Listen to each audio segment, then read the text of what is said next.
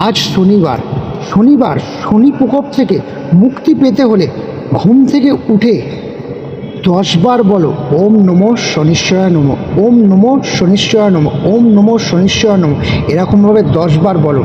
আর বিকেলবেলা শুদ্ধ জামা প্যান্ট পরে, যেটাকে শুদ্ধ বস্ত্র, বাংলা ভাষায় বলে শুদ্ধ বস্ত্র পরিধান করে কোনো বড় ঠাকুরের বাড়ির মন্দিরে যাও। সেখানে 1 টাকার বাতাসা, 1 টাকার ধূপ আর একটা মোমবাতি আর 1 টাকা দক্ষিণা দিয়ে বড় ঠাকুরের পুজো দাও।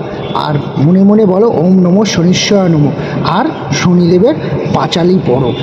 আর জীবনে শনিদেবের দৃষ্টিশক্তি থেকে মুক্তি পাও। তাও ওম নমঃ শনিশ্চরায় নমঃ।